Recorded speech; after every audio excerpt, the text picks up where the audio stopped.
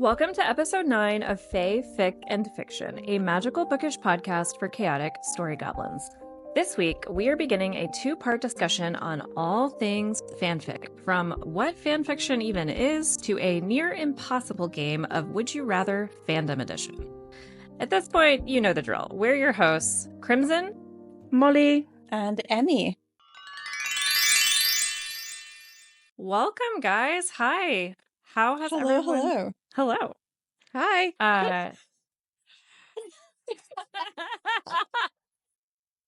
It's like we've never said hello to each other before. So it's been kind of a big week. We had Onyx Storm release this past week. We did. So I think before we jump into all the fanfic fandom stuff, we should just discuss how the week went for everybody. Starting with Molly, so you don't feel left out. How's your week been? I finished Onyx Storm. How do you feel? I don't know what that means. So I read it in a day. Yeah. And I feel kind of empty. Not gonna lie. Yeah. A little bit empty inside. I mean, you kind of get that feeling whenever there's a build up to a new release, like especially when it's such a big release. But I realised that did not come out right. But in relation to Onyx Storm, you just caught onto that one. But yeah, in relation to Onyx Storm, it ends on quite a big cliffhanger. So the inevitability of having to wait probably like well over a year, not sitting well with me. Not sitting well. But yeah, I mean, I finished it. I'm on the other side. Other than that, I don't really know where to go from here, shall we say. What about you, Emmy? Because you've also finished. Yeah, I read half of it on release day and then half of it the day after because I was working both days. So I only really had the evenings and my lunch breaks to do it. And I feel like a broken woman. Like, I feel like I've been partying for 3 weeks straight and I haven't quite recovered. And It's I like mean, a hangover. I definitely think that it was very similar to my Iron Flame reading experience. I loved this book more on the first read than I did with Iron Flame, but I like sped through it, so I definitely believe that I have missed things. So I'm gonna go back and do a tab reread and an annotation reread, probably maybe like February, March. I haven't quite decided, but I do feel I feel like I've been thrown up into the air and left to free fall. Yeah. Oh my. It's like I feel quite bereft, you know? Oh. I feel like I need a nap. You're scaring me. The book hangover is like legit this time around. Yeah, the book hangover is crazy on this one. I feel like a wee bit nauseous. Here. What about you, Crimson? Sorry, Crimson. So I am still reading Iron Flame. I am 70% of the way through. I am reading every day. I've only skipped one day of reading this week. If you are watching on YouTube, you can see my tabs. I'm quite far, and I'm tabbing a lot. And I think tabbing a lot. Yeah, and I think that's the reason it's taking so long. So I was saying this to Molly and Emmy and others in our Discord chats that I think I understand why people had such a strong reaction to Iron Flame already, but I also think like it's a very different beast than Fourth Wing, because Fourth Wing, while it deals with very serious topics, Iron Flame is more serious of a vibe. Like, Yeah. In Fourth Wing, the stakes are Violet needs to survive. And that's the stakes all the way up until the end, basically. And then in Iron Flame, from the beginning, the stakes are I need the entire continent to survive. And it's very political. There is a lot of action. Like, it's not boring, but I can see what people were saying by the pacing, just by the fact that you have to pay attention. Like, there's a lot of things going on and machinations, and I already like I can see, as someone who tries to do book math, that, you know, she's not a Chekhov's gun girly, Rebecca. So like we've got puzzle pieces, but I can tell there are puzzle pieces that are off the page that I haven't seen yet that are gonna come and hit me in the face. So it's just kind of, it's an interesting reading experience. It's taken me a while to get through it, but I'm actually a little glad that I'm not done yet. Like, I really wanted to get done in time for Onyx Storm, but then life just wasn't gonna let me do it. And I'm a little glad because it means that I can take a break after Iron Flame. And you know, my plan next week is going to be to like take a break and read some other books, some contemporary stuff, and kind of let my brain wash out a little bit before I pick up Onyx Storm. So that's It's a good plan. But I do have a That's a good question idea. for both of you before we do other stuff. If you had to give Onyx Storm a star rating, what would you give it? It's a 5-star. All right. 6. 6. Oh. Yeah, like the highest I could possibly give it, I've given it that. Yeah. Right. I mean, Fourth Wing itself is a 6-star read. Iron Flame was a 5-star read, but Onyx Storms, it's gone back up there again. Okay, so let's get into today's pod. So obviously, as Crimson said, we are looking into the world that is fan fiction. So for anybody that isn't aware of fan fiction or hasn't been subject to people in their lives that also read fan fiction, I will tell you what it is. So fan fiction is exactly what it says on the tin. It is a type of media, shall we say, because I have seen multiple like formats of fan fiction, but obviously like the most prominent one is writing. But it is where people, i.e. writers, take the universe characters from beloved books and, you know, put their own spin or narrative towards these characters. So it's either they're writing within that universe or they're using characters in an alternate universe type of fit. Is that a fair explanation? So I would also say really important part of fan fiction is that it's usually transformative in some way.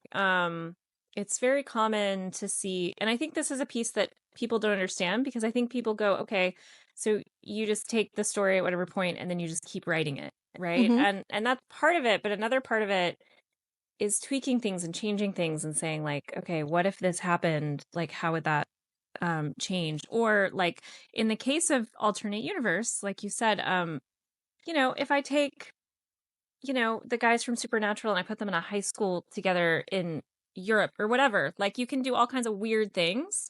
And that's what makes it transformative is like you're completely changing the paradigm in some ways sometimes. And you often, I think it can be really beautiful because you can learn a lot about those characters and therefore about the world around us by doing that, by like completely stitching up the scenario. It's an interesting. And it's not just books though either. It's like fandoms in general do it. I mean, we've all been around to hear the One Direction sold me, or someone sold me to One Direction. My mum sold me to One Direction. Yeah, I mean,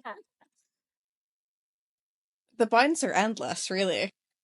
I think that's like one of the beautiful things about fanfic. So not only can you do, as Crimson said, you can write in a universe and continue on from where an author or, you know, a TV writer, so on and so forth, left off. So you can see, you know, I want an epilogue for this. Brilliant. You can write it. But you can also, you know, write a what if. So what if this tiny thing in the book, TV show, movie, whatever you want, is altered ever so slightly? How would that have an impact on where things go from there?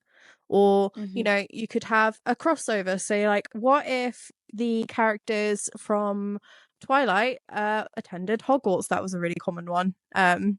Or, you know, what if I was at a concert and the lead singer from my favorite band spotted me in the crowd and we fell in love. What would happen then? You know, you can insert yourself, you can create your own original character. There are so many things that you can do and write about. And, you know, I guarantee there are a group of weirdos or many weirdos out there that will be like, this is quality content. I will follow and read everything you provide for me. Yeah, Yeah. absolutely. I also think that fanfic readers have some of the most interesting taste and are very like accepting of people who don't fit into the normal bounds of who would publish. And this has been true kind of throughout history. Historically, actually, fanfic existed before the internet. I don't know if a lot of people realize that, but people used to send each other fan-made magazines with short stories in them that were fanfic. And there are some like really old ones in existence that have like Star Trek fanfic and things like that. But like there's a common sort of joke, which is that if the author's note says that they don't speak English as a first language, it's going to be the best thing you've ever read. Oh, so it's going like to be excellent. yeah, it's going to be amazing. And so it's like it's such a great accepting set of communities, really, because every fandom is kind of its own community. But it's this huge community of people who are willing to try something that you wouldn't get to try in the mainstream space. So it's cool in that way as well. I mean, that isn't to say that there aren't, you know, shitty people that try to ruin things for other people, but more often than not, you'll find that the fanfiction community tends to be a hell of a lot more accepting than the regular schmegular fandom community. So, you know, That's the true. people that are the purists who want the content as it has been given to you and no more. Yeah.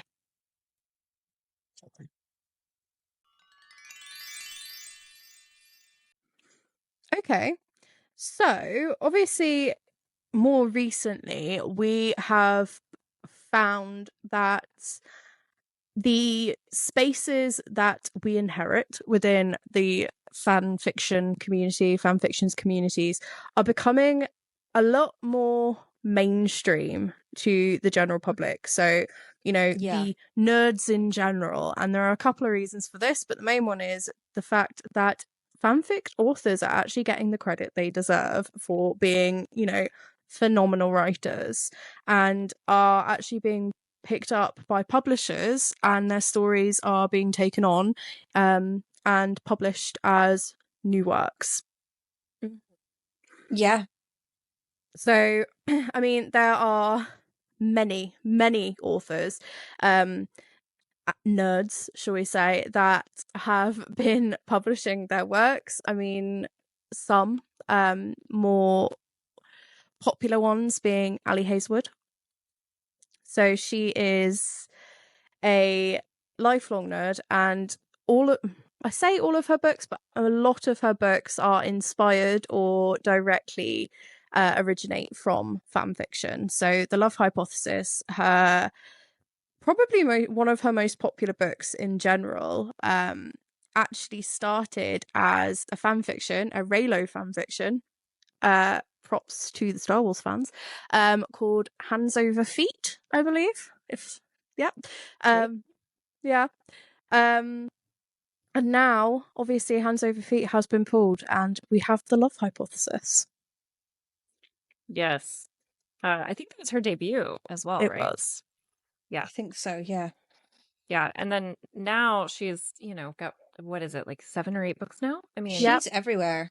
yeah. She's like one of the most popular, sort of like current favorite romancy style authors. Like she's up there at the moment with the likes of like Emily Henry and Elsie Silver and like she, whatever you think of popular favorites of romance writers, Ali Hazelwood is up there.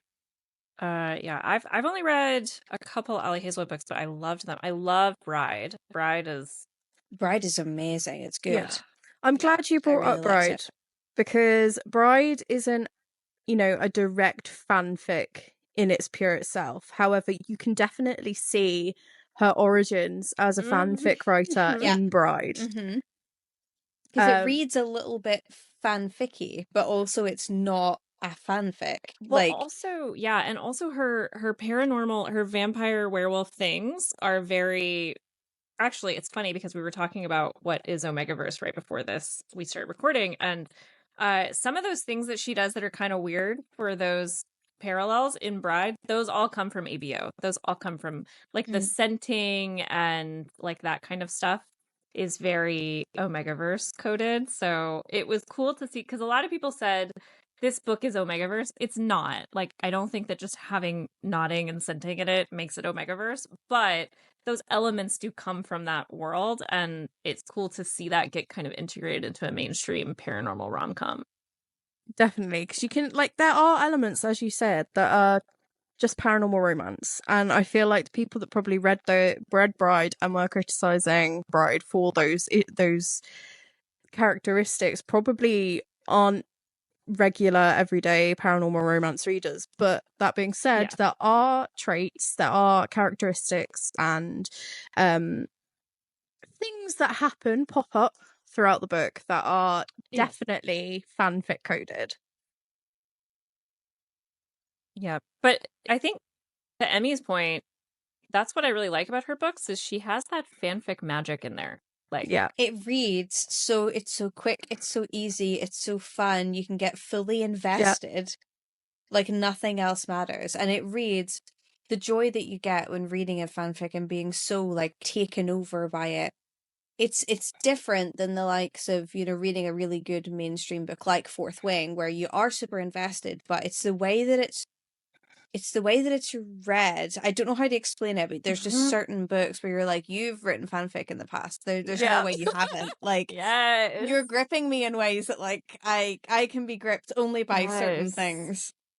I mean, there's that Yeah. characteristic. Well, I say characteristic. There's that shared commonality between fanfic readers where, you know, you'll be having like a book in one hand and it's maybe like 300, 400 pages, and you're like, you know, this might be a bit too much for right now. I need something that's a bit quicker, you know, a bit something that I can breeze through. And then they go to fanfic.net or AO3 and they're like, ooh, a 350,000 word fanfic, complete, you know, 60 odd chapters. Oh, that'll be a light read. I'll finish that and read it before I go to sleep tonight. Like, there's Yeah. no sense, but also you It's realize, like if you give them if you printed that out and gave it to someone, like it, a lot of them would just look like the same sizes as like other books, but for some Oh, or reason there's much just bigger, something about actually. fanfic Yeah. that's so gripping. and you're just like, no, Yeah. I can breeze through that. That's easy. That's It's nothing. easier to binge fanfic. It's a bit of a light bedtime Sometimes. reading. Yeah. Yeah. There's something about it. It's just like, because the thing is, and actually, my husband and I were watching I think a movie yesterday. What were we watching? And we were watching like an 80s movie, and I realized that like 80s movies, like action movies, have something kind of in common with fanfic, which is so some people plan out their fanfics the same way that authors plan out books, right? But a lot of Mhm. people just have an idea, they know kind of where they're going, but they just write. And they just write, and then they might edit it and just post it. They might have a beta, they might not. I never had a beta when I was writing. But basically you just throw it up there. And so the story morphs and changes, and you have a direction, but you don't know all the story beats. And so sometimes it feels meandering and crazy, but it's always like you're always just writing whatever comes to you that's like fun. And so you end up with something that's easy to read. So we were watching like Mad Max, and I was like, yeah, this is like that. Like, there's not really a plot. There's just like there is a plot, but who knows where the plot's going to end or go. Like, at some point, someone's going to be like, RIP, my cat died. I can't write anymore. Like, that's, Yeah. And that's how fanfic is like, you know, it's always going to be the best work when someone had like the most trauma, and so they had to take 3 weeks off of writing it. Like, it's like, I don't know. It's just such a creative space, and I think that's what makes it so fun. Is like people just write whatever they would want to read, and so Exactly. yeah. And it's not just because, you know, the writing style. You could also probably attribute it to the fact, especially if you're going down the path of writing within a certain universe, it's already established. And the people that are reading these fics, say you're reading a Harry Potter fic and you're staying quite true to, you know, the facts of the universe, you know, spells, that kind of thing. It's already established. You don't need to explain it. Yeah. Even in an AU, I mean, if you tell me it's a dreary AU in an American high school, like, I already know that they are both going to be the captain of whatever sport team and that they're both like angry at each other for some dumb thing in their past. Like Yeah, you just already know. You don't need more details. You've got the context just because you know the characters so well.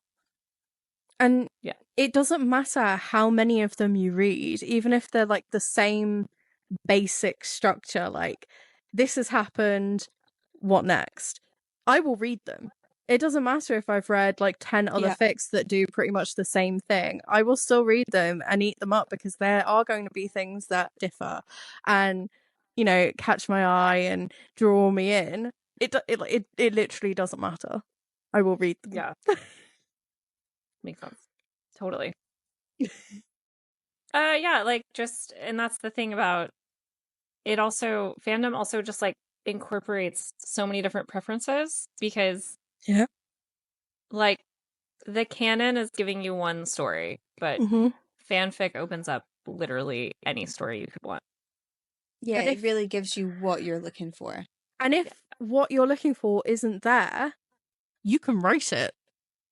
There is nothing stopping you. And the girlies will hype you so much, too. Exactly. Yeah. So not just on the platform, but like Tumblr. Tumblr was the place to be for like fanfic. Oh, it was big. Yeah, it was. And for like finding I don't really fics. know.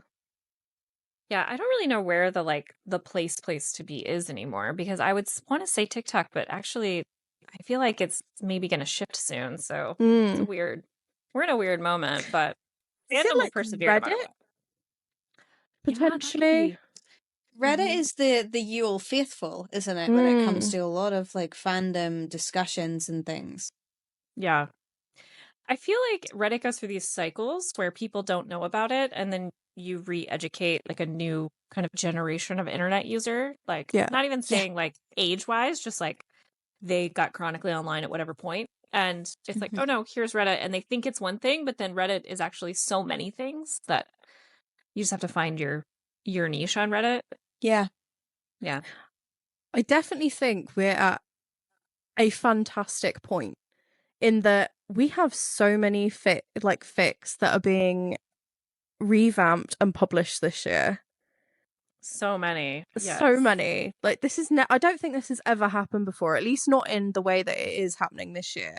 I mean, obviously we touched on Ali Hazelwood, but I feel like it's not as common for people to go, oh right, that started as a fanfic.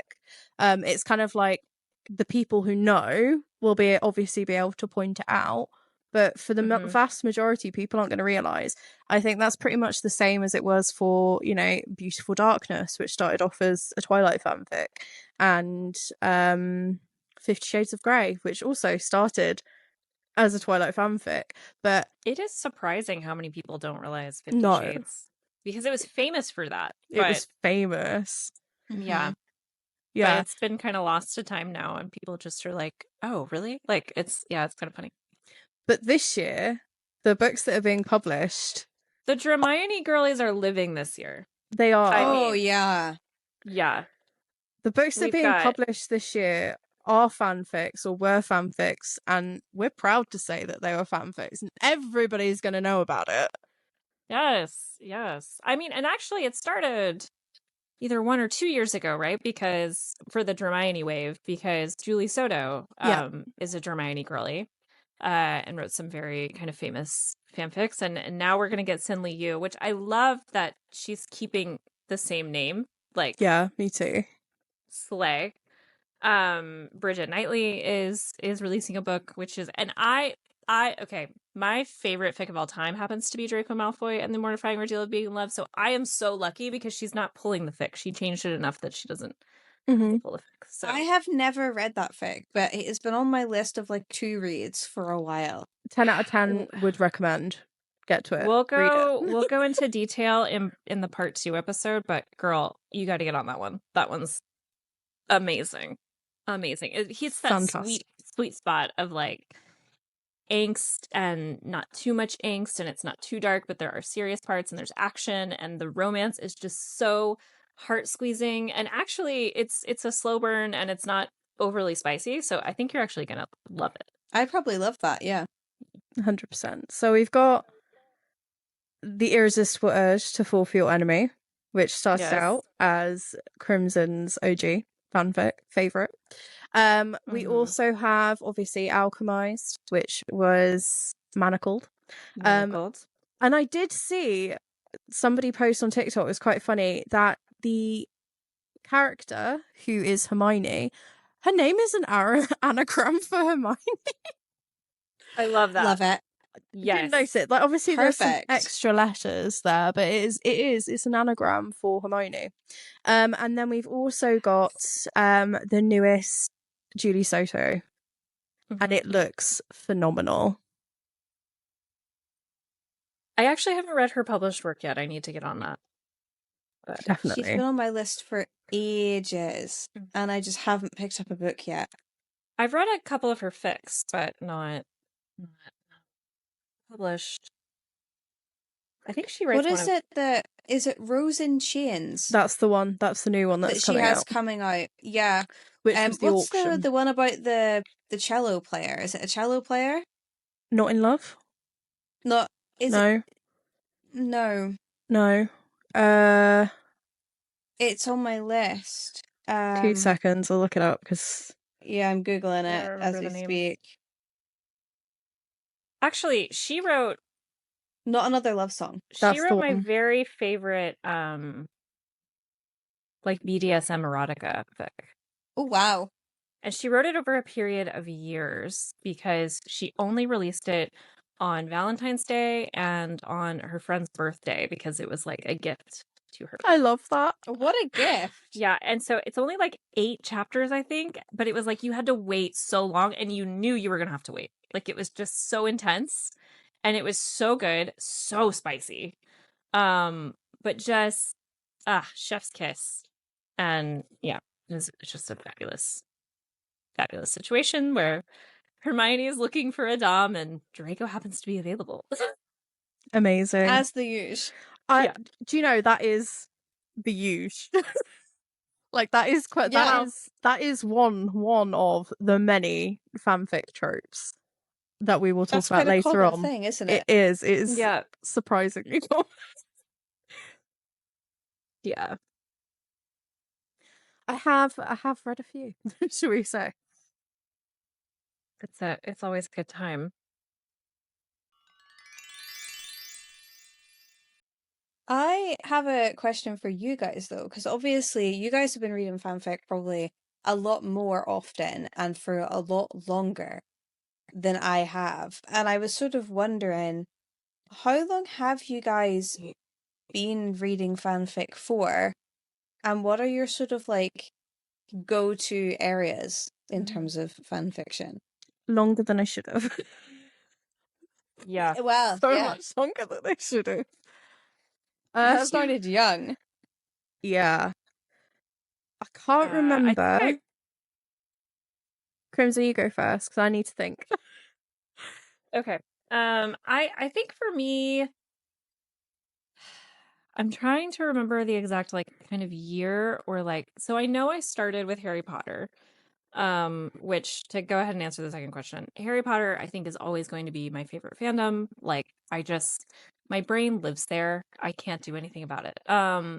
So I think probably when I was 14, because I distinctly remember reading and writing it in the school library, but I'm trying to remember if it was only in the high school library or if it was also in the middle school library. So I don't know. I was 13 or 14 for sure though. And I started off with pretty like tame harmony fics, and then I mean I found a dreary fic one day and it devolved from there. Like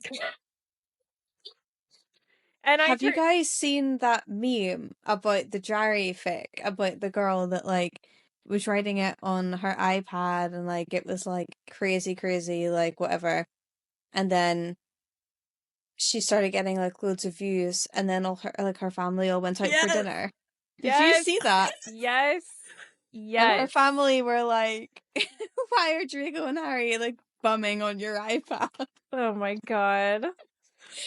So yeah, especially because I'm 35. So for me at that point in time it was lemon and limes. That's the Yep. terminology we were using.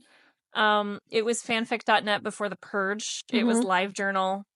I mean, all the best fanfics were in LiveJournal. And like the thing is once you discover fanfic about one thing you're interested in, especially when you're a teenager, it opens these floodgates. So like now as an adult, I almost exclusively read Harry Potter fanfiction. I just kind of stick to one fandom. But back then it was Harry Potter, it was emo bands, it was video games. Like I read a lot of Kingdom Hearts fanfic. I mean, just Inuyasha fanfic. I read everything. Just any fandom that I was even remotely interested in, I was reading whatever the most popular male-female pairing was and whatever the most popular male-male pairing was at minimum, if not like so much more than that. So yeah, like it was just crazy. And I read a lot. Like now I read probably like 70% heterosexual fan ships, but in the day, especially because I was curious and I had like a lot of friends who were coming out, I actually like used it a lot as sort of like an understanding tool. And so like I definitely mostly read male, I think, when I was really young. Sapphic fiction wasn't as popular back then. Now I read more sapphic than I did. But yeah, it was hard to find it. The teenage girlies weren't writing about the girls. No. But what about you, Molly? So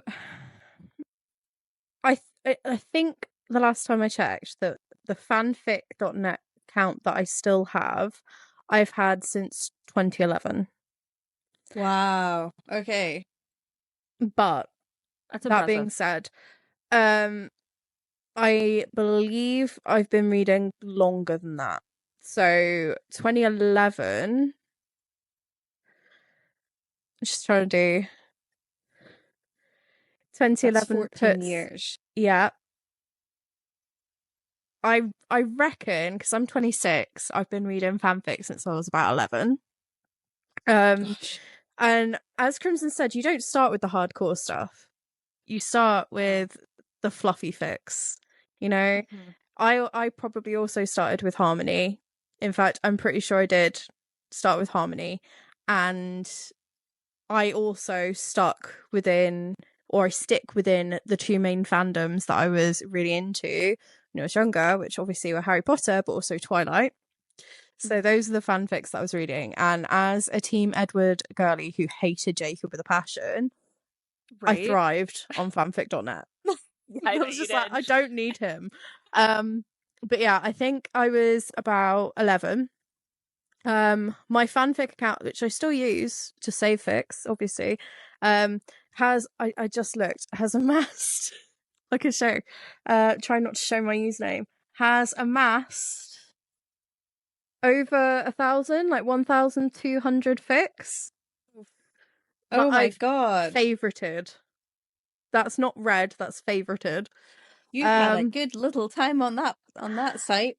But it's not just fanfic.net, because it's AO3 as well. Yeah. But yeah, the big daddy now.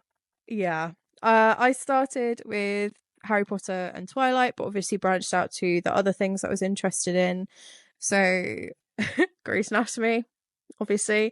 Sookie Stackhouse, did some Criminal Minds, a whole bunch of things along those lines. But to this day, I read Harry Potter and Twilight. I still read my Twilight fanfic. Can't get enough. But I feel like, as with Crimson, we had like quite a very similar journey with fanfic. Like, I remember writing Twilight fanfiction in my I was in middle school, and I remember writing it on the notebook paper in my binder. Yeah. And I'd have like pages by the end of the day, and then I'd go home and write it up on my computer, and I was so proud. But Yes. also there was just like this weird, bear in mind the weird British kid in an American, school on a military base that is sat there writing about, Edward and Bella. They were probably boning at one point or another. Of course they were. As you do. Duh. Let's be real, that's what Bella wanted to do anyway. Yeah, exactly. I was just, fulfilling the prophecy, shall we say. Of course. But yeah, that's how I got into fanfic. I can't say I was ever like a fanfic girly, but I know that a lot of like the people that I was around were into like bands, and they were probably like on that kind of like spectrum of fanfic rather than like the nerdy kind of like fandom side of it. Mm. What about you, Emmy? What is your fanfic experience? I was a band girly. That is where Yeah, I you were. thrived. She so was. I don't know. Like, I suppose I started getting into fanfic. I would say I was probably about 13 or 14. Wattpad was my like thing. I never used fanfic.net. I never used AO3. I was a Wattpad girly. And I don't know whether I just like the app. Like, maybe I just like the way it looks, but like that's where I thrived. So I never read any of like the really popular like fanfics, because everything on Wattpad is very much like random nonsense. I was trying so hard to stop myself from saying trash then. So sorry. Yeah, it's just not as impactful. It hasn't had like the same, like, you don't get the same breakout fanfics as you would on Wattpad as you would the Yeah. other like places. But I mean, it did what I wanted at the Yeah. time. Like, Yeah. I just wanted like Pete Wentz and Andy from Blackfield Brides to bone each other. Do you know what I mean? Like, I Yes. didn't want like As a Amazing. Fallout girly, I completely understand. Yes. Yeah. Yes. I think the band ones were just my thing. And then I fell into Harry Potter afterwards. Yeah.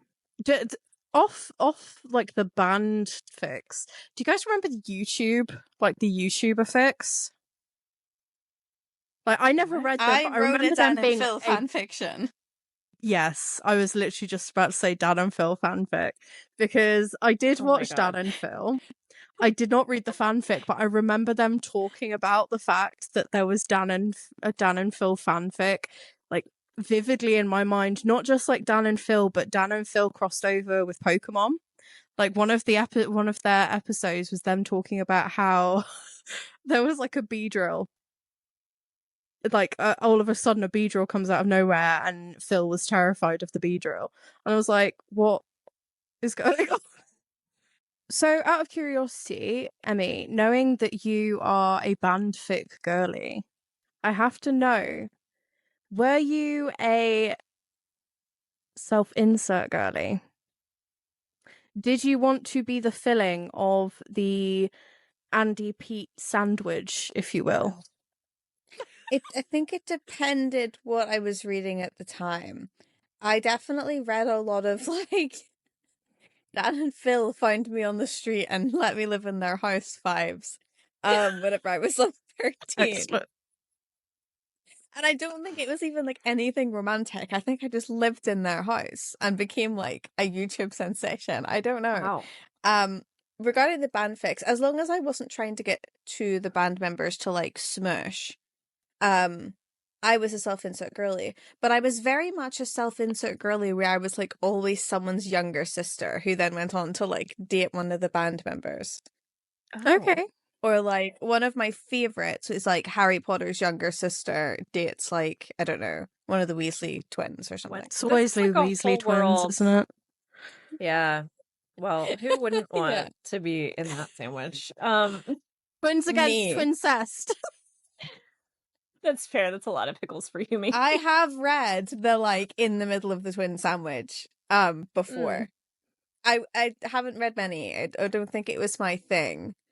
One of my favorite, like, nobody knows about it, I don't think it's good quality, but it just hits the vibes for me, books is a twin sandwich book. Anyway, this is like a whole world that I know nothing about because I just Really? I just was never. I would see like a your name or like a self insert, and I just was like, I Ran the don't other like. way. I don't like the your name thing. Okay. I like when I have a name, but Mhm. I am that character. So it's written from like, so my name could be like, I don't know, like Helen or something. And it's Okay. written from Helen's perspective. So I am Helen. I think So wait. So I need to understand. So Helen, does she have a description and everything, or does it say in the note that like you're Helen? It says that you're Helen. Okay. You just have a name. So she's not an OC. It's you. Okay. Yeah. I'm so confused. I but don't like. slay. I don't like. Like she doesn't have like a description. It's like it's you. But like I don't like when it's like your name says this. Like I have to. I have to so. have It's like a first name. person. Yeah. But Okay. it's like not like an OC because it's you, if Mhm. that makes sense. Like, there's no Supposed to be description of you a named character and Helen. there's no like yeah. Okay. I See, like that I you have picked Helen as a name because Helen is a very specific person in my mind, and she is not our age. I don't know where that came from. I don't think I've ever read a fanfic with someone named Helen.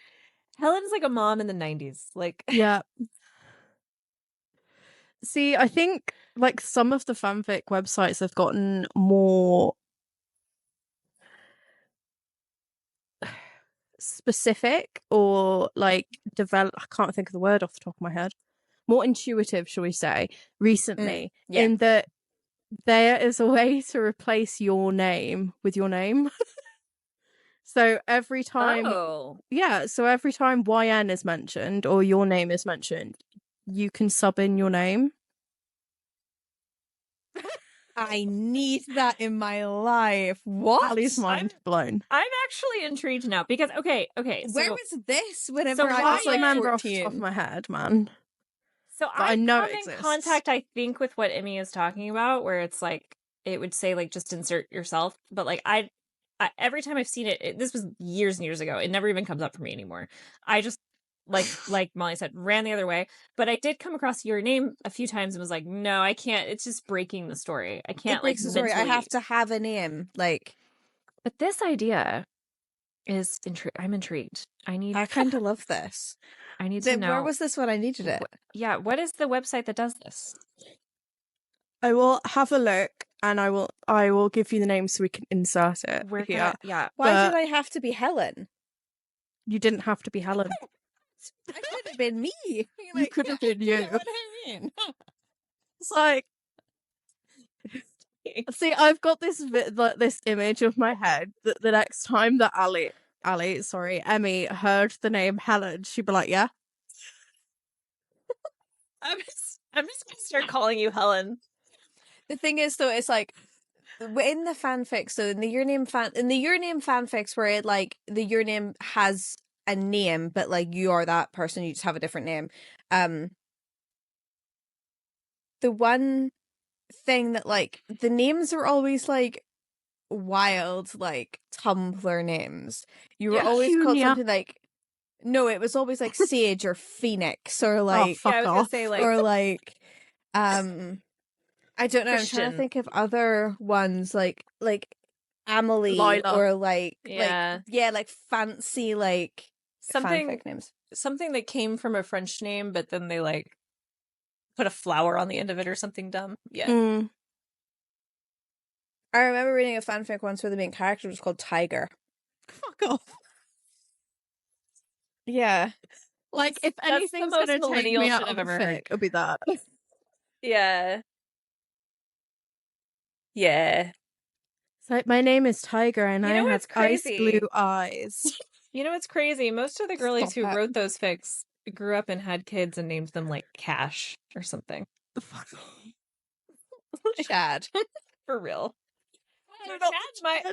Chad's my generation. They named the American moms in the 90s named their kids Chad, and then Chad inevitably grew up to be a certain kind of guy. That's what happened. Everything has a Lee on it as well. Yeah, Bailey, Kaylee, Kelsey. Yeah. Spell Leigh. Yeah. Yeah. Yeah. Or Lee. Yep.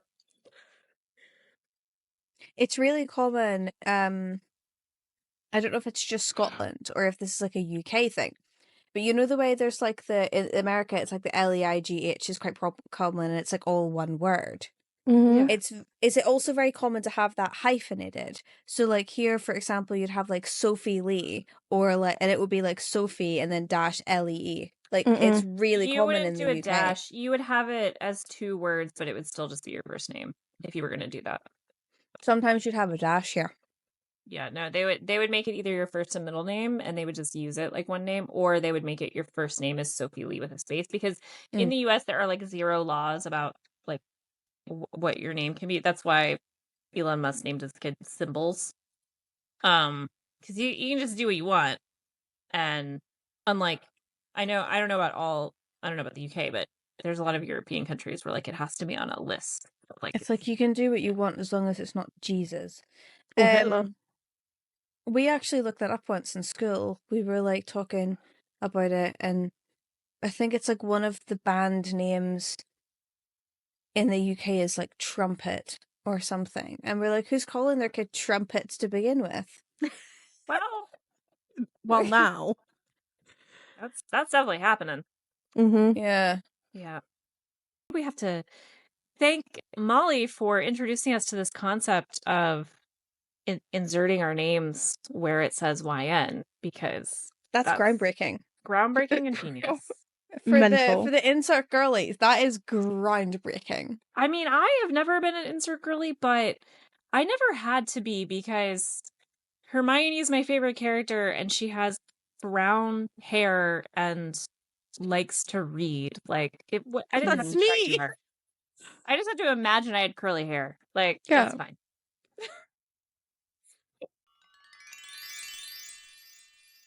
All right. Well, shall we play a game? Sure. Always. I think I have some prompts of a little game so we can discuss some would you rathers. Okay. All right. So these are mostly surrounding Harry Potter fan fiction, because all 3 of us enjoy the Harry Potter fandom. So, but there are a couple that are cross-platform, if you will. So, but starting off in the Harry Potter verse, book Draco versus book Snape. I'm going to start with Molly, because I think I know your answer. As if you don't even know the bloody answer. Snape. Always Snape. Always Snape. Always Snape. Emmy? I'm gonna have to go Draco because I don't like book Snape. Interesting. But not early Draco. I Yeah. like 3rd year Draco when he starts to get a bit sarcastic. Yeah. That's fair. I'm gonna go Snape. I will not lie. I ate up the redemption arc. I don't care that he's kind of a stalker and imperfect. Like, it doesn't matter to me. I like him. He's perfect to me. Yeah. So I'm gonna go. But there is another side to this coin, because my whole point here is that fanon characters can be a little different than their canon counterparts, especially after the fanon has existed a long time. I think that's actually true for both of these characters. So, fanfic Draco versus fanfic Snape is the next one. Molly? Raw. I mean, it's Next question. Yeah. Obviously Snape. You know I am a Snape girly, but I do appreciate Fanon Draco. I can't lie. That's fair. Is it still Draco for you, Emmy? This one's hard because fanfic Snape, like I haven't read a lot, but sometimes I'm a real teacher-student gal. I love that. I don't know why. There's something about that really just like Tickles your tickles peach. me. All right. Yeah, to say the Ronin, but I will have to say Draco because I've read a lot more Draco. I think we should say Fanfics. tickles your pear because that's how you get into the kitchens. Yeah. It's okay. I've got Rex for you, Emmy. I will send them. All right. Yeah, please. I would love that. To Probably. both because I'll read anything. So Hell yeah. However, for me, fanfic Draco wins everything all the time, always. He is my heart and soul. I just love a fanfic Draco. He's just so perfect. I don't best book boyfriend ever. But I do love fanfic Snape. I also really like him as a side character when he's not even in a pairing. Like I love when Snape gets the opportunity to show kind of uncle vibes to either Draco or Hermione or in some occasions Harry. Like it can be like really cool to see him actually get to talk about his experiences before dying unceremoniously. So yeah, it's a trope I like a lot. So this next one is a little more, we're going to the darker side a little bit. Fanfiction Tom Riddle versus Voldemort, whether it's fanfic or books, because he doesn't change that much. Tom Riddle. Yeah, Tom Riddle. Tom Riddle, but like not Tom Riddle where he's like still kind of like in school or whatever. Tom Riddle on like his route to becoming Voldemort, where he started to show to become a bit Unhinged. unhinged. Yeah, like I love an unhinged man. Like, Yeah. See, I'm still hot, I'm, but would kill me. I'm all for it, but I've also read some really good fics where, you know, Tom Riddle of Voldemort isn't the bad guy here. Because I'm all for Dumbledore bashing because I hate Dumbledore. But when fair. in actuality the view of like Tom Riddle or Voldemort has been twisted and he's actually like the good guy out of the two, shall we say. Yeah. Love that.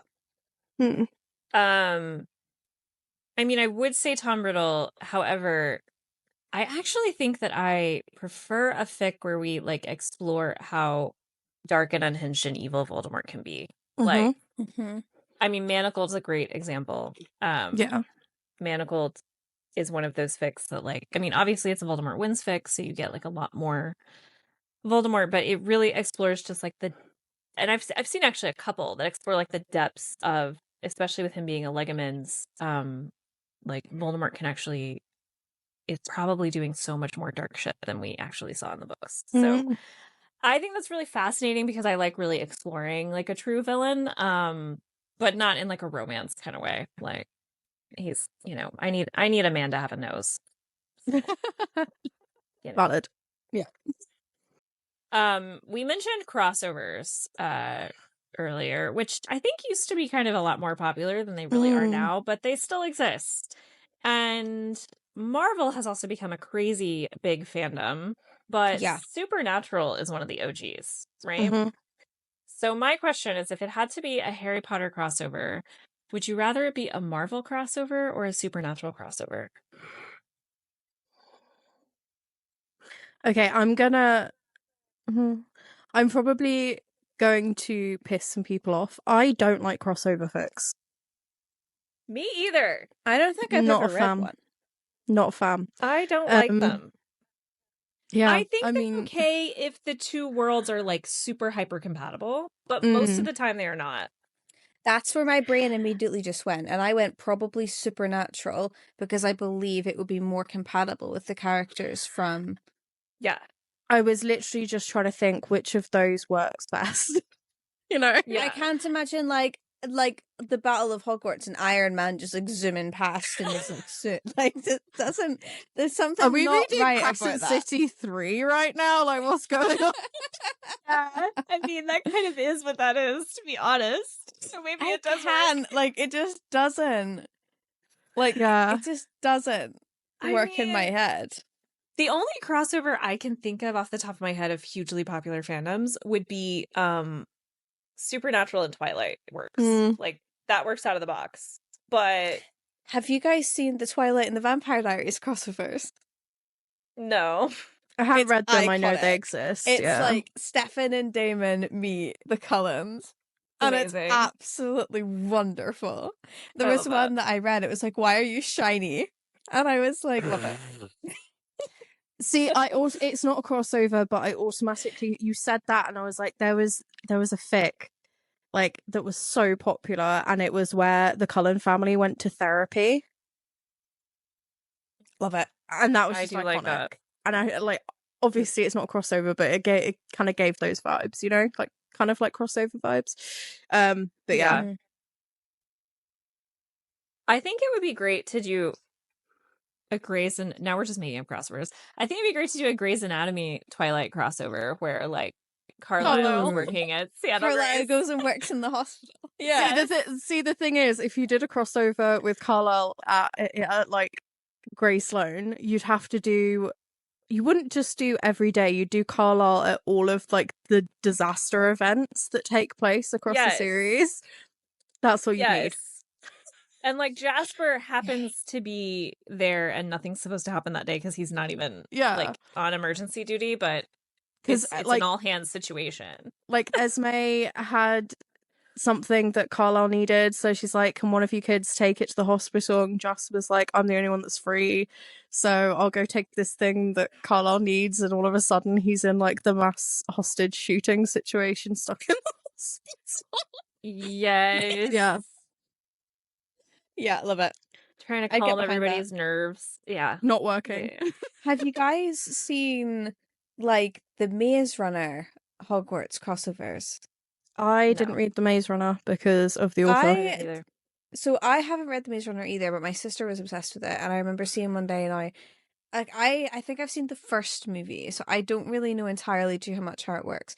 But there was something about the Maze Runner, and then there was a portal, and then it took them into like Hogwarts land, and they ended up, whenever they got through the Maze Runner maze, they ended up in the Maze from the Triwizard Tournament. Oh my god. I never read it. I was like, how does this happen? Amazing. I mean, Exhibit A as well is just the one that I read to you guys before the pod that I saw that was like Riddick from Fourth Wing meets Legally Blonde. Icon. Yeah. That was interesting. I really want to read it. I'm kind of tempted, I'm not going to lie. So to answer that question, probably Supernatural. Yeah, Supernatural seems the most realistic in my brain. I'm glad we determined we're not crossover girlies, though, because I don't understand them, to be honest. No, me neither. I like the concept. I'd be like, oh, I'd love to see how those two characters would react together. Yeah, it kind of works in an AU setting, but I'm not an AU girly either. And it would have to be a one-shot. It couldn't be like a multi-chapter thing. Like, no. Yeah, we say this, and then when Sarah J. Maas eventually does like the whole Yeehaw Marvel brings every like realm together, we're gonna be eating that shit up. Like, yeah. Okay, so actually, speaking of canon compliance versus nonsense, the next one is: would you rather read a fic that is canon compliant, supposedly, but it's actually not? As in, like, they're using the internet in Hogwarts, like it's crazy. Versus it's a real world AU, but they put it in a country where they don't know anything about the culture, and so it just doesn't feel normal. I think the first. I have read a couple of Hogwarts fanfics where like it's like the wizarding world has been like cut off. So they never got internet, and then it was like Hogwarts was opening its doors to like Muggle-born witches and wizards, But and they came in with like their iPhones. No, but that makes sense if they like explain it. I'm talking like I read one where it was supposed to be canon compliant, and with zero explanation, Hermione was just using a flashlight with batteries. Like she has a wand, and she's sitting here with a freaking like flashlight. I mean, I'd say the first one as well. Yeah. but it would bug me and it would potentially Yeah. lead to a DNF. Like, you guys know that I hate DNFing books, but I am pretty ruthless with fics in terms of like going, yeah, no, this is a I bit think it depends too on out of it. how far it goes. I think I could maybe get behind a flashlight. I don't think I could get behind like a laptop or like an Yeah. iPhone or like, you know, Harry Like- jumps on Twitter to like Bitch about Voldemort. yeah. So I have read fics where, like, say, you know, the ministry has been working on finding ways of making electronics compatible with magic. So Yeah, they've been yeah. able to watch like films, but like that's That like has the a point extent though, of it. doesn't it? Yeah. Yeah. Yeah, I sort of mean like so non-canon compliant that you can tell they didn't even know the canon. You know what I mean? Mm. Like someone saying with no explanation you're using a flashlight in Hogwarts is like, I don't think you read the books. Like no one who read the books would think that. Doesn't I make sense. think I'll read a traditionally published book today. Yeah. Those are my choices. So actually, Yeah, I think I would definitely rather have I think something that's not canon compliant than someone getting someone's culture wrong. well, I don't really mean. I think I worded it badly because I don't necessarily mean like in a super offensive way. I mean like so what I've read a lot, which is why I would pick the second one, is I've read a lot of fics where it's AU, but they're supposed to still be in the UK, but like they're going to do like very American things at high school. Oh, that's fine then. They do that all the time. Ah, right, yeah. Yeah. So it's like, oh, we're in the UK, but we're just like popping off to Trader Joe's. Yeah, and we're playing American football. And like Yeah, like, I guess, yeah. Do you that know makes what a sense. show is that's very like that? Sex Education. Yeah. yeah. Exactly. I don't know Actually. where those kids are. No, I don't either. Canada. Maybe. Somewhere in a distant memory. Like, Yeah, I guess the second one then. If it's like stuff like that yeah. Yeah, Mm. obviously if it's like badly writing people of color or something, that's a whole different thing and just throw it in the bin. Yeah. Yeah, okay.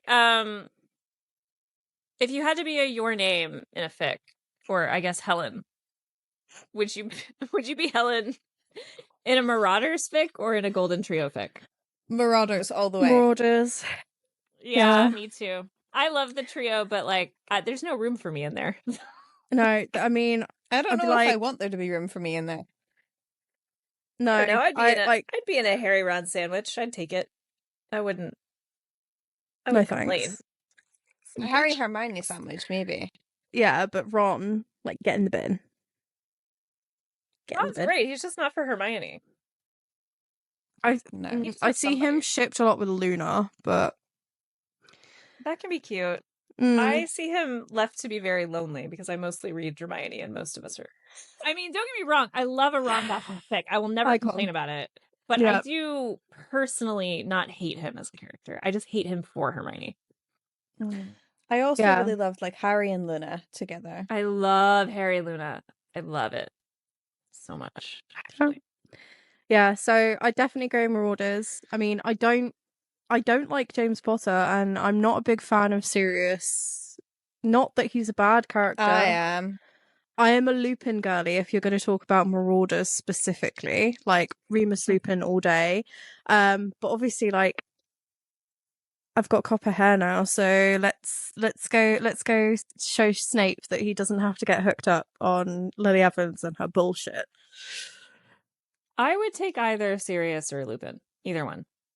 Or both. James or both. I think I'm a serious girly every single day.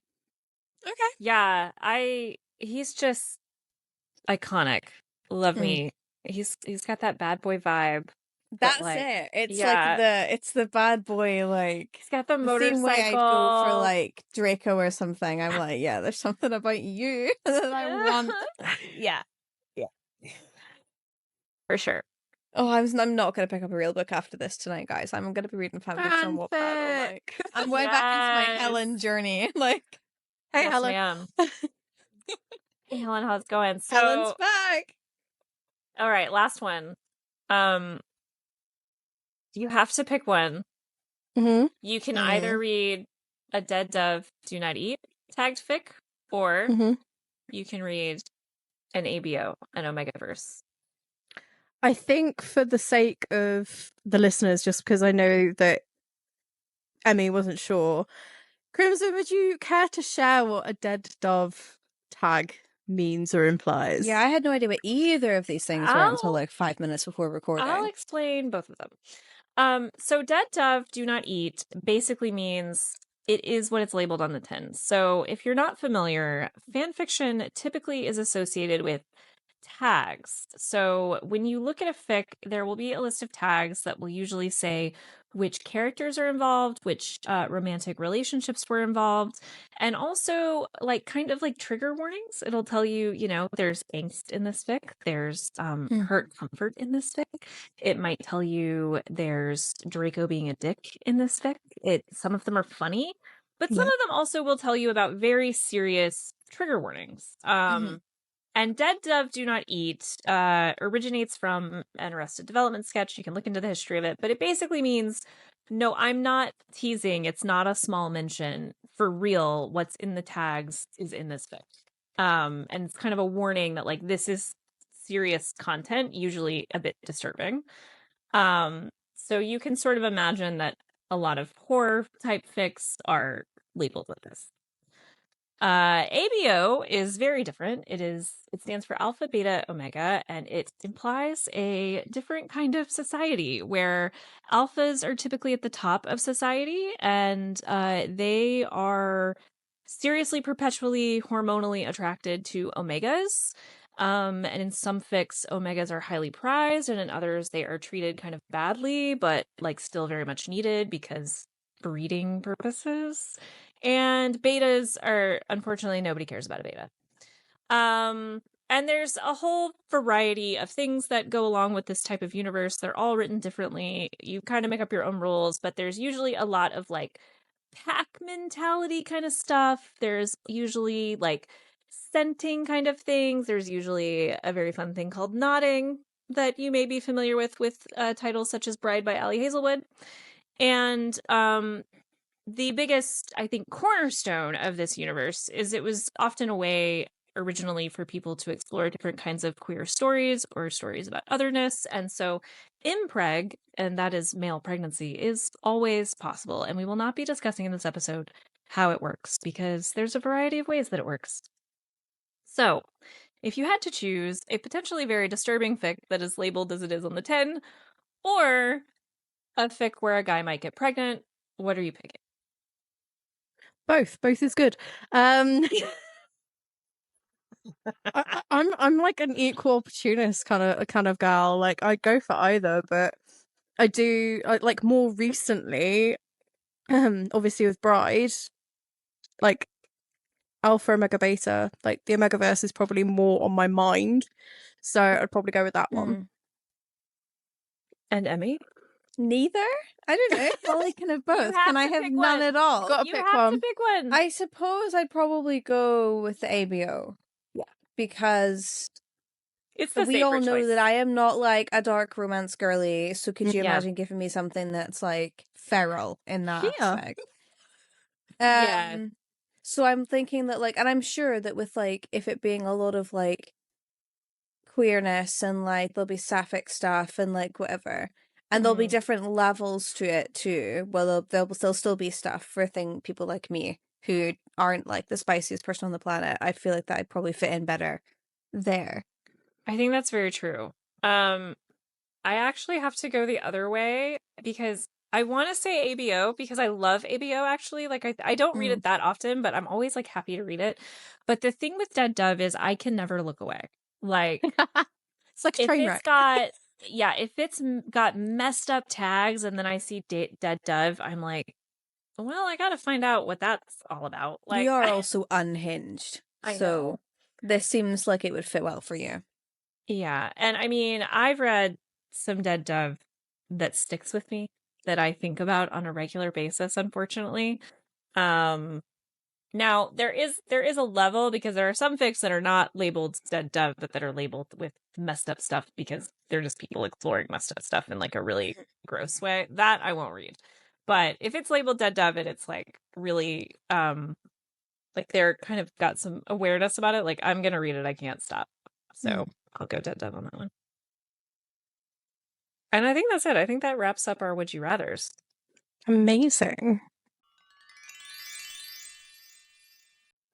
So we've kind of thrown a lot of terminology at you guys. I mean, I like to think that a lot of our listeners probably are familiar in some sense with fanfic, but if you're not, we're here to educate you, shall we say. So I think it's really important to go over some of the things that are common. And I think one of the biggest things that relates to fanfic are the tropes.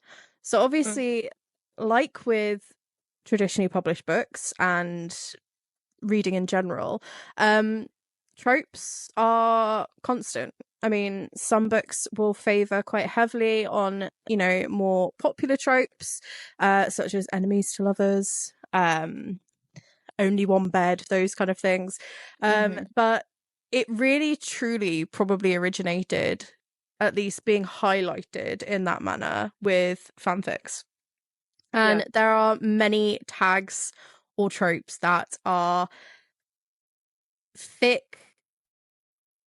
prominent in that they only can really be related to fics. So, like I said, there are many things that, you know, can have a crossover. So we do see fics that have, you know, only one bed, enemies to lovers, friends to lovers, that kind of thing.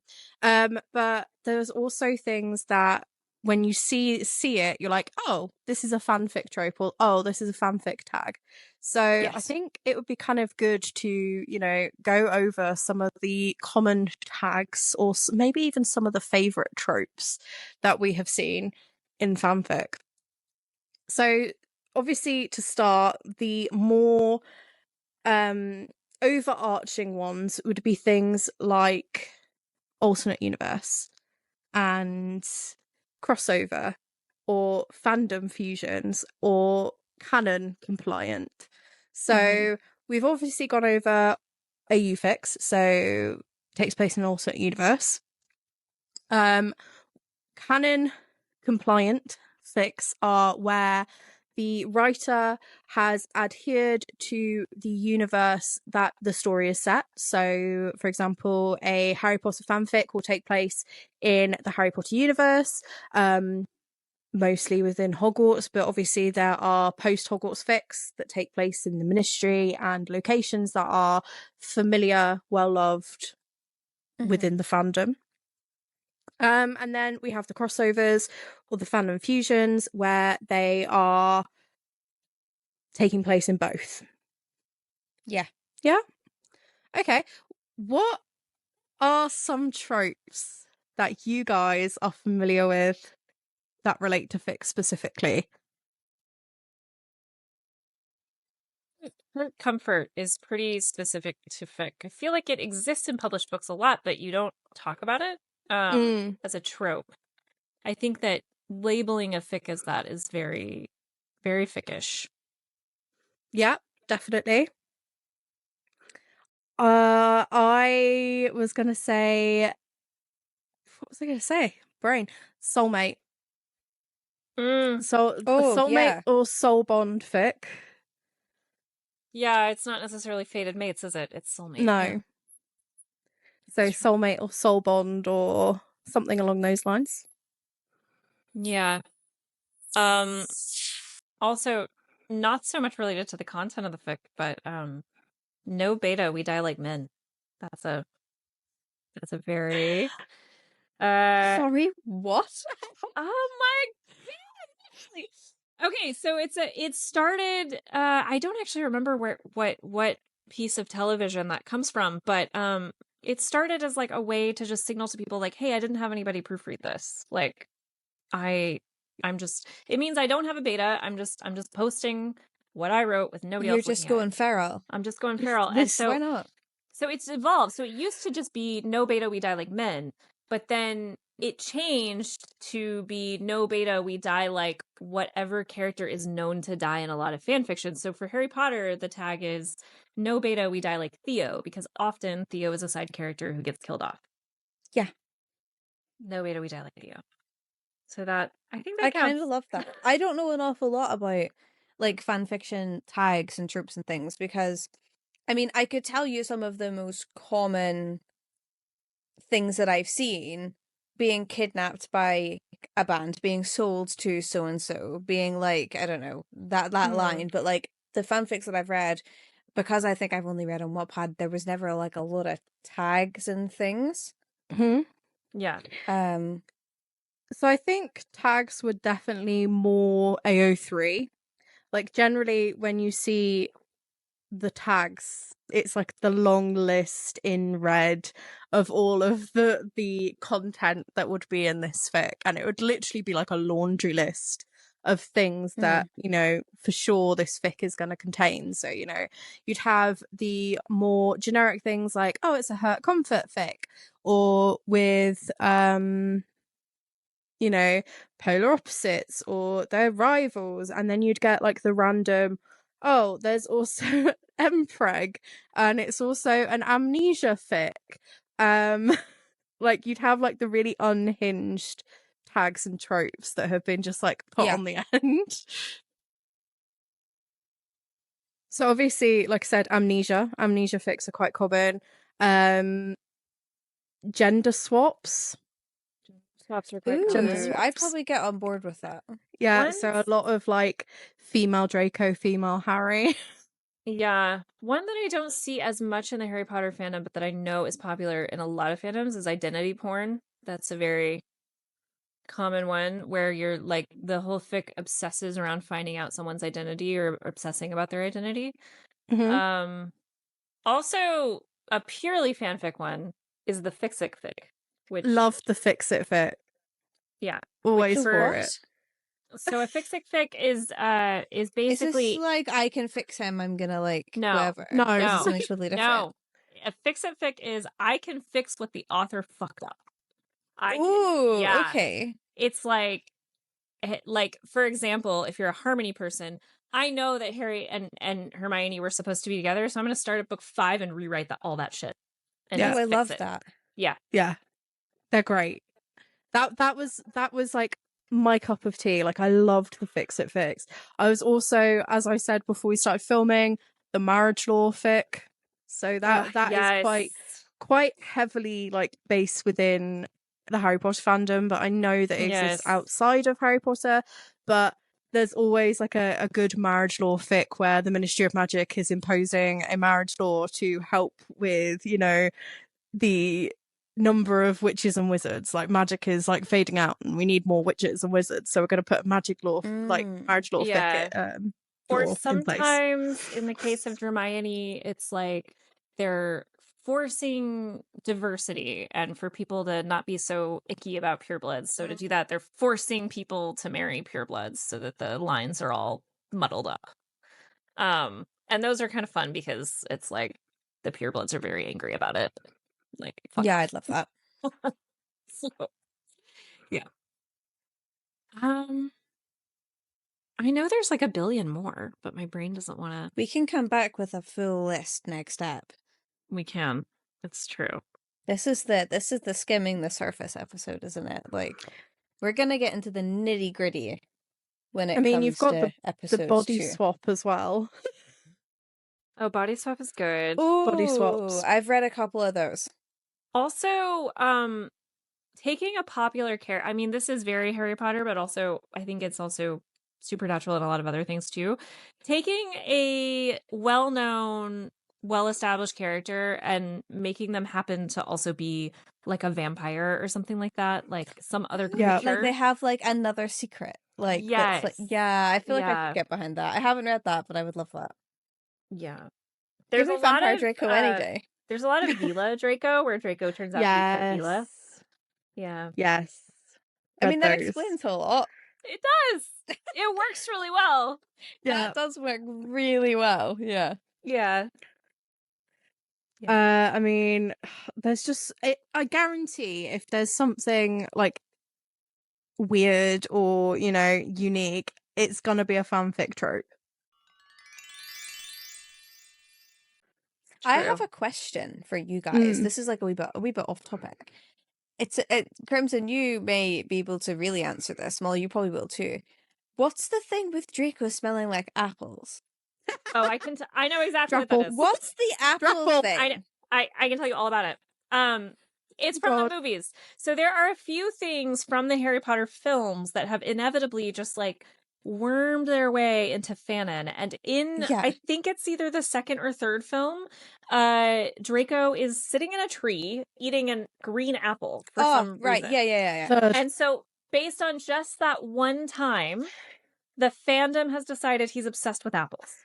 See, the thing is, I mean, it fits. It happens. This is the thing. Yeah, it happens in the third film, but it makes a reappearance in Half-Blood Prince.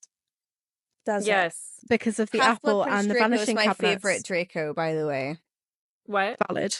Half-Blood Prince Draco is my favorite Draco. Ugh, he is the best Draco in the books for sure.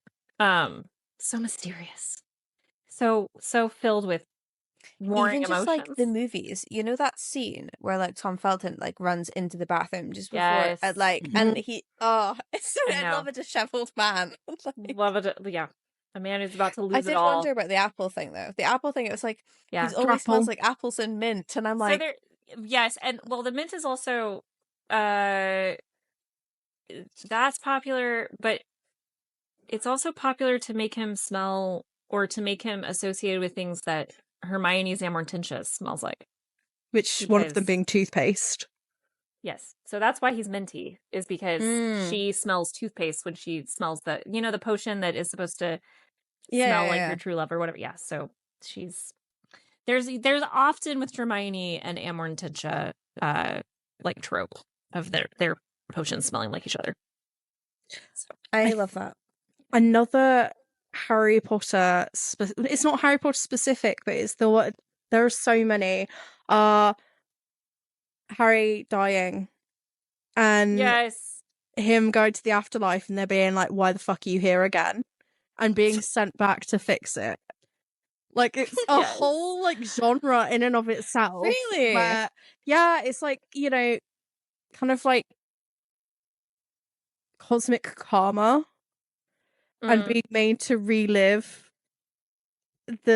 his life over again. And there's always like, you've done this already like 6 or 7 times. Like you don't have any more shots. This is the last one. All previous times you haven't had your memories, but this time I'm allowing you to have your memories. Yeah. Go for it. Ooh. I haven't read one of those in a really long time. It's nearly always a harmony fic as well, which is great. Yeah. Because truly, if you were reading the books before she pivots around book 4, Harmony is the thing that made the most sense. I mean, she even said that it was supposed to be. Considered it, yeah. Yeah, and then it never happened. And then a lot of people speculate that once it wasn't supposed to happen anymore, that Hermione was supposed to end up with Fred, but then of course she killed Fred. So, see, I would have been all for Hermione and Fred. Yes. More all for Hermione and Fred over Hermione and Ron. Actually, when you go back and find their little moments in the canon, they are so cute together. She's like cute. She's very like, she shows that she's like impressed by him, even though he's not bookish. And it's like it's adorable. Anyway, like I love it. Smart, but in a very specific way. And she like, even though she's like, you need to stop pranking and letting children be your like rabbits, like guinea pigs. Yes. But she's also like, but he's like really smart at the same time. Yeah. Love it. There's something about like the twins. There's this rabbit hole that I fell down, and it must have been when I was like 15, 16. But there was this thing where it was like Fred and George would fight over the same girl, right? Mm-hmm. But you yourself wouldn't know. Like, so it was like always labeled as like you don't know which twin she's going to end up with. And this was like a really common thing, is like you would go into it, you know that they're going to be fighting, but you don't know where she's going to end up. It doesn't say anything. And like, I got burned and burned and burned and burned again, because of course it's always the guy who dies. Yes. Like, yes. You think I'd learn? Yeah. No, because fanfic is also about working out your so Yeah. Honestly, of it course was you're gonna like, write oh, the every time, saddest yeah. possible You don't know who she's going to end up with. It's of course it's going to be the one that dies every time. I will say, I mean, look, some books will get you, right? Like, we love an emotional roller coaster, but I have never cried more than when I read Manacles. Like, never. It It's just so. is soul destroying. Yeah. I think it's too dark for me. I couldn't get into it. There's just something about it, other than being traumatic, that Well, just because makes it. it's not unhinged dark. Like, it's not dark for the funnies. It's dark for the Dark. devastating your soul kind of dark. Yeah. Like, dark in the ways that Kingdom of Ash got dark, but further. I feel like I needs to be like in a very specific mindset to read it, and I just Yeah. haven't been. I mean, at the moment, I'm in my sports romance teehee I mean, Zayden from Fourth Wing mindset. yeah, I like, do not need that right now. it's a life-changing experience. It's very Mm. it's a lot. You need an emotional support group to get From through it, the I think. amount that I read, it was life changing, Yeah. and I must have read like 100 pages or something, like the equivalent to that. Yeah. I mean, it's one of those things where, like, when you read like the last line, you're just like sobbing all over again. And it's just Like yeah. lying in the middle of your floor, crying, having like an existential crisis. Yeah. Well, I'll keep that in mind for when I want to be traumatized. Because it makes you think about how true that must be for so many people in history too. Yeah, I don't know. Mm. It's just yeah, we don't have to get into it. We shouldn't get into it. But We'll I'll get start into it crying. at some point, but not right now. Not right now. Yeah. When we do our reread. Whenever I'll go on holiday one week, and you guys can do a mini soda manacled. Yes. I don't know. We'll just be sobbing the whole time. It's hard to talk about Manacle too much, to be honest, because You can feel like your eyes getting like spicy. I Oh, can't no. believe people who use like the paper crane stickers and stuff, because I can't even think about the paper cranes. Like, thinking about them right now, I want to.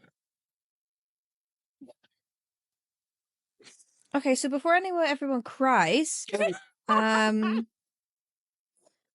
let's wrap Too this late. up because Crimson's gonna burst into tears. Molly's reaching for her emotional twilight blanket. Dragon I can hug. My nose feels like I've like Oh, snorted Pop look. Rocks. Oh no, dreadful. That's enough. Ugh. But did you know that Sin Liu also wrote The Library of Alexandria, which is a hilarious and delightful library fic where Draco and Hermione get together, and there's sex magic. So Sex magic. Yeah. Yep. sex Someone linked magic that to me. is loosely defined as like anything where sex is influencing or magic is influencing the sex. And in this case, they're put in a situation where they can't escape unless they have sex. It's delightful. That happens a lot as well. This also happens a lot. Yeah, like the forced. Oh man, I read one recently that's got a vibe like that. That's I forgot what is it called? Anyway, it's really good.